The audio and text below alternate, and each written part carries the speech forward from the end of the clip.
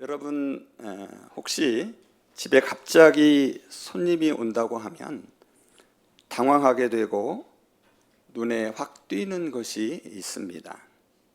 바닥에 먼지들, 싱크대에 쌓인 설거지거리, 탁자 위에 너부러진 물건들, 그리고 현관에 흩어진 신발들입니다.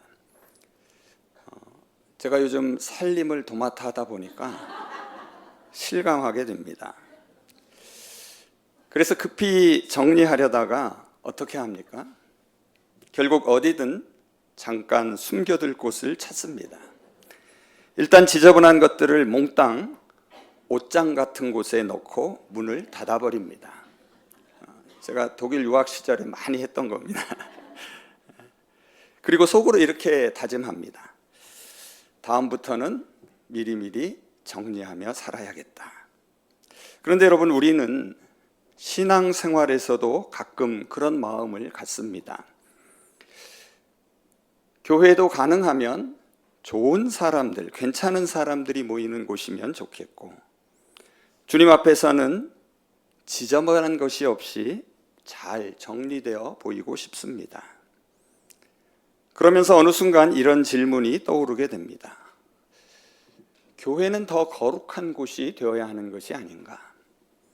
하나님의 사람이라면 흔들리면 안 되는 것이 아닌가? 왜 내 신앙은 더 성숙해지지 않는 것일까? 오늘 말씀은 이러한 의문과 질문에 관련이 있습니다. 바울은 고린도 교회에 보낸 첫 번째 편지 앞부분에서 우리가 어디서 믿음을 붙들어야 하는지, 무엇을 바라보아야 하는지 그 방향을 잡아줍니다. 이제 본문 말씀을 통하여서 오늘 우리의 신앙과 교회를 다시 세우는 길을 함께 따라가 보겠습니다. 2절에서 바울은 고린도 교회를 이렇게 부릅니다. 고린도에 있는 하나님의 교회. 고린도라는 지명과 하나님의 교회를 나란히 놓습니다. 그런데 여러분, 고린도와 하나님의 교회는 어울리지 않는 조합처럼 보입니다. 마치 터미널에 있는 성심교회처럼 들립니다. 거룩과 세속이 한 문장 안에 함께 들어있기 때문입니다. 당시 고린도는 교통과 상업의 중심지였습니다. 다양한 인종과 종교가 모아져 있었습니다. 활기가 넘쳤지만 도덕적으로는 무너졌고 광란의 파티와 축제가 끊이지 않던 곳입니다. 그래서 당시 고린도 사람처럼 산다라는 말은 방탕하게 산다라는 뜻이었습니다. 그런데 세속도시 한복판에 하나님의 교회가 세워졌습니다. 문제는 그 도시의 분위기가 교회에 영향을 미쳤다는 데 있습니다. 세속적이고 다원화된 사회에서 시작한 신생교회는 여러 문제에 휘말리게 됩니다. 파당과 다툼, 성적 문란, 우상에게 바친 재물 문제로 공동체가 흔들립니다. 그런데 바로 여기서 중요한 진리가 드러납니다. 하나님의 교회는 인적이 드문 산속에 세워지지 않습니다. 오히려 가장 분주하고 가장 세속적이고 때로는 가장 타락한 세상 한복판에 세워집니다. 그래서 우리 성심교회가 번화한 터미널 가까이에 있는 것도 우연이 아닙니다. 하나님은 사람들이 분주하게 오가는 곳, 마음이 지친 사람들이 모이는 곳, 선택이 흔들리는 한복판에 하나님의 교회를 두십니다. 고린도에 있는 하나님의 교회라는 말은 고린도라는 세속도시 한가운데 하나님의 주권과 은혜가 시작되었다는 선언입니다. 교회로 번역된 헬라말의 본래적 의미는 도시국가들이 함께 모이는 집회를 뜻합니다. 바울은 이 말을 가져와서 교회라는 의미로 사용하고 있습니다. 교회란 본래 모임입니다. 그래서 중요한 것은 장소보다 사람입니다. 건물이 있어서 교회가 된 것이 아니라 사람들이 모이기 위해 건물이 필요한 것입니다. 교회는 하나님이 불러 모으신 사람들의 모임입니다. 그래서 2절에서 바울은 고린도 교회를 그리스도 예수 안에서 거룩하여지고 성도라 부르심을 받은 사람들로 규정합니다. 그런데 바울이 고린도 교회의 현실을 모를 리가 없습니다.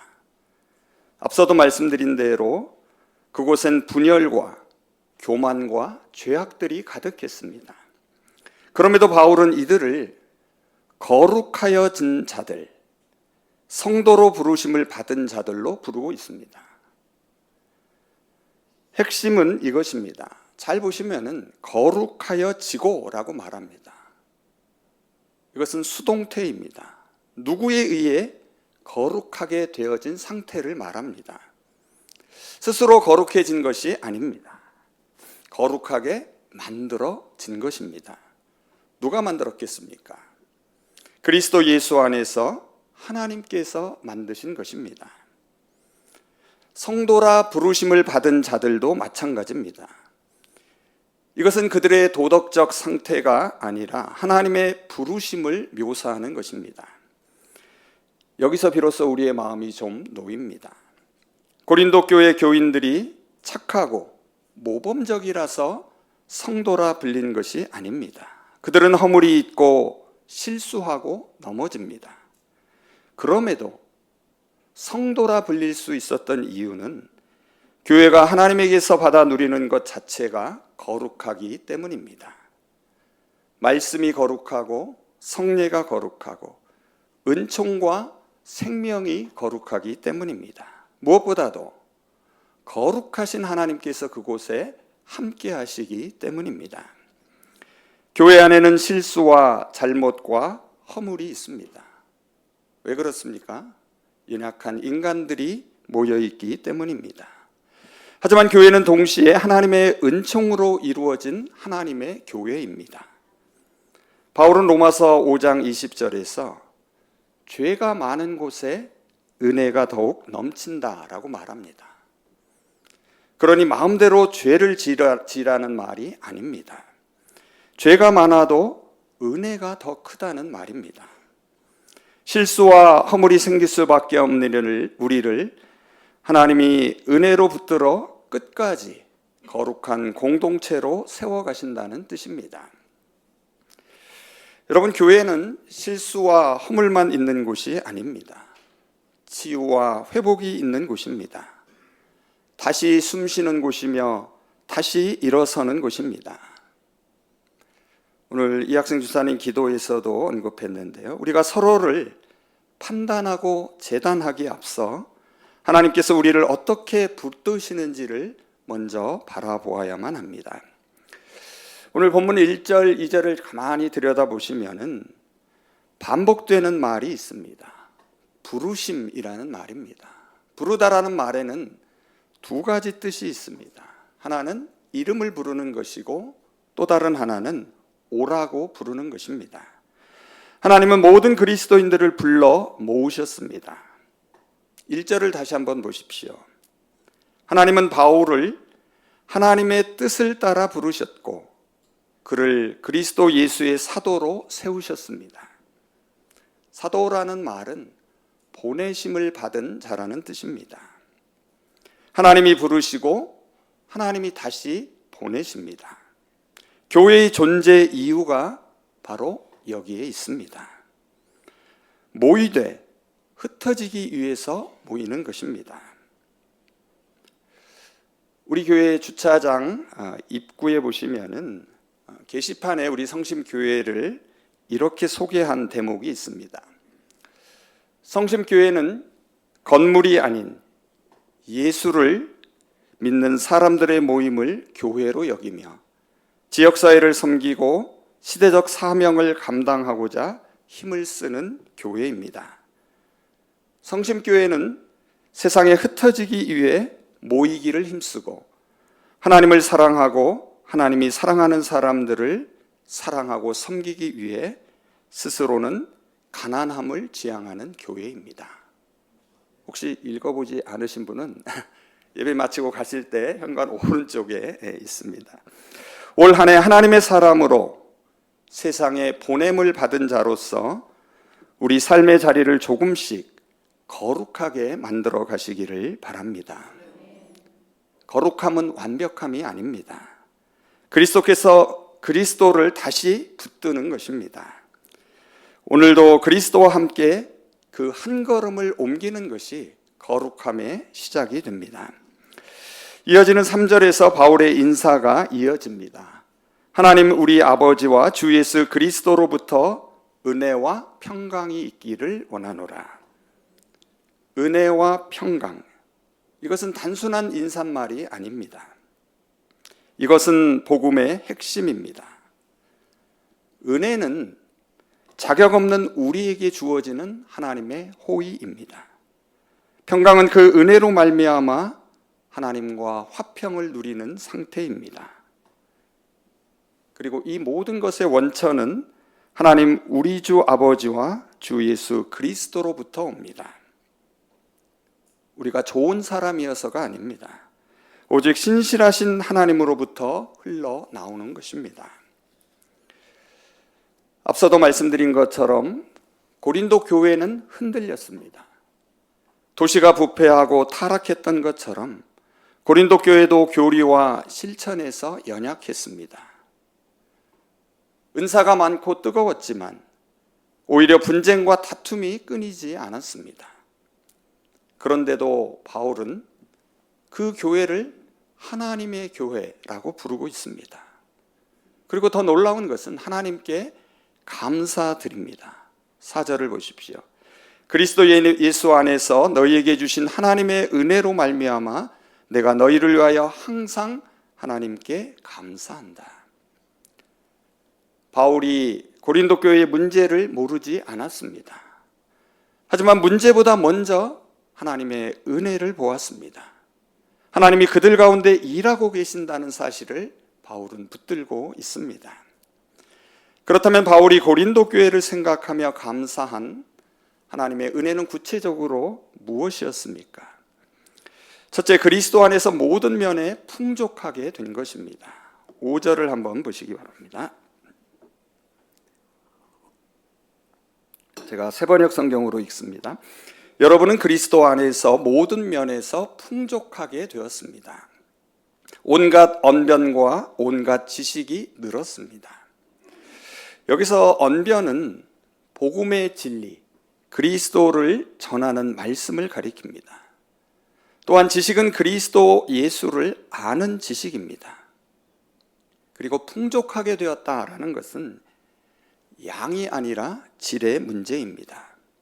많이 안 것이 아닙니다.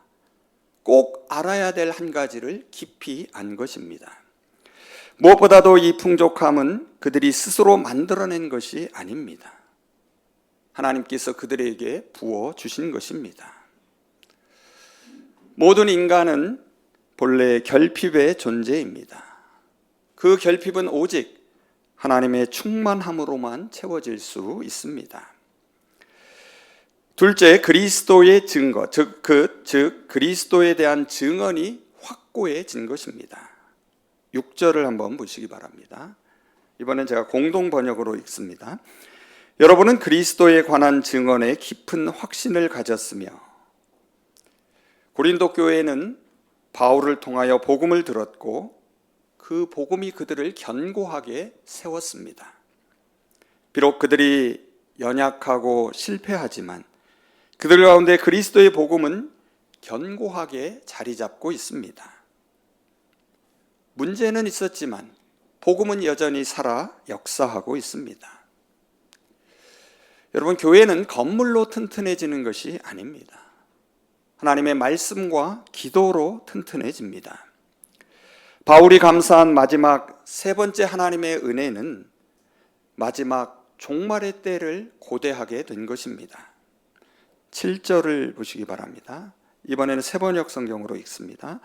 그리하여 여러분은 어떠한 은사에도 부족한 것이 없으며 우리 주 예수 그리스도의 나타나심을 기다리고 있습니다. 주님이 다시 오실 그날을 기다리게 된 것, 이것은 교회가 가진 가장 깊은 소망입니다.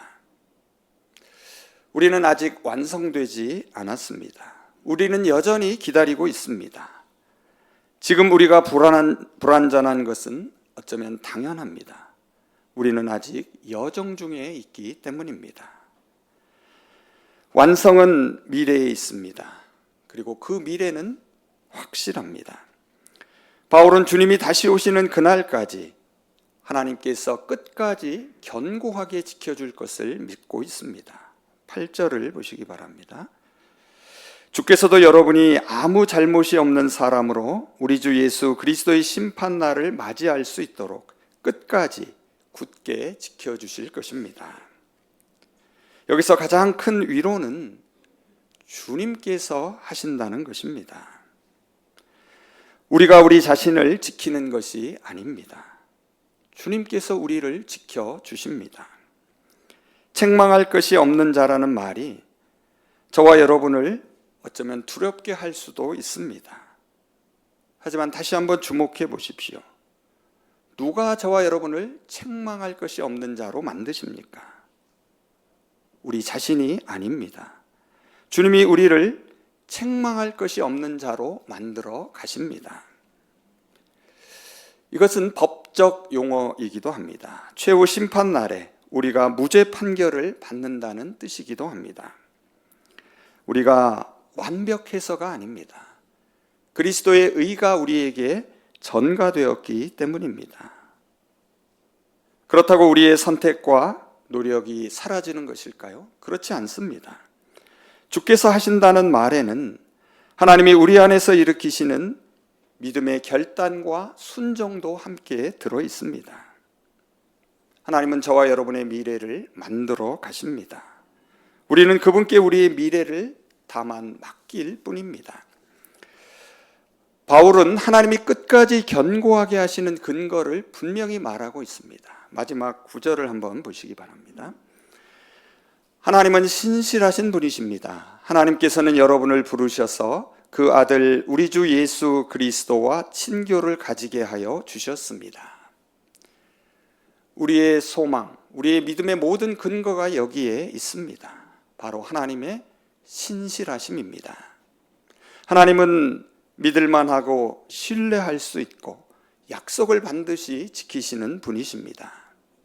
우리가 끝까지 흔들리지 않을 수 있는 이유는 우리의 확신이나 노력에 있지 않습니다. 하나님의 한결같은 사랑, 하나님의 신실하심에 있습니다. 그 신실하신 하나님이 흔들리는 저와 여러분을 붙드십니다. 그리고 거룩한 무리, 성도들로 만들어 가십니다. 그리고 우리 주 예수 그리스도와 친교를 나누게 하십니다. 여기서 친교는 우리가 끝까지 기다릴 수 있는 길이 됩니다. 이것은 단순한 친밀한 사귐 이상입니다. 이것은 그리스도와의 연합을 뜻합니다. 그의 고난에 기꺼이 참여하고 그래서 그의 영광에 함께하는 것을 말합니다. 성도가 된다라는 것은 단지 교회의 구성원이 된다는 뜻이 아닙니다. 예수 그리스도와의 친교 안에서 하나님의 자녀로 살아가는 것입니다. 그리고 다른 이들과 더불어 하나님 나라의 거룩한 가족을 이루는 것입니다. 제가 여러 번 말씀드린 기억이 있습니다. 우리 기독교 신앙은 나의 신앙이면서 동시에 우리의 신앙입니다. 2절을 보시면 성도라는 말이 나옵니다. 우리 개역은 단수로 번역했지만 원문에는 복수로 되어 있습니다. 그래서 공동 번역을 보면 성도들이라고 말합니다. 또한 우리의 주라고 말합니다. 우리 아버지라고 말합니다. 우리 주 예수 그리스도라고 말하고 있습니다. 여러분, 신앙은 혼자 버티는 것이 아니라 함께 붙드는 것입니다. 미국 인디언 보호구역에 살던 초등학생 몇 명이 도시로 전학을 왔습니다. 전학 온 지 며칠 되지 않아서 시험을 보게 되었는데 놀라운 일은 시험지를 받자마자 전학 온 아이들이 교실 한 구석에 함께 모였습니다. 선생님이 놀라서 다가가 묻습니다. 시험은 혼자 치러야 되는데 왜 이렇게 함께 모여 있니? 그러자 인디안 아이들이 이렇게 대답했다고 합니다. 어려운 일이 있으면 항상 함께 머리를 맞대고 의논하라고 배웠어요. 여러분, 이 마음이 곧 교회입니다. 아프리카에는 우분투라는 말이 있습니다. 아마 한 번쯤 들어보셨을 겁니다. 그 뜻은 우리가 있기에 내가 있다입니다. 우리 주님이 있기에 우리가 있습니다. 그리고 우리가 있기에 내가 있습니다. 하나님이 부르신 성도로 산다는 것은 주님과 교제하며 사는 것입니다. 주님과 교제하며 산다라는 것은 예배자로 사는 것입니다.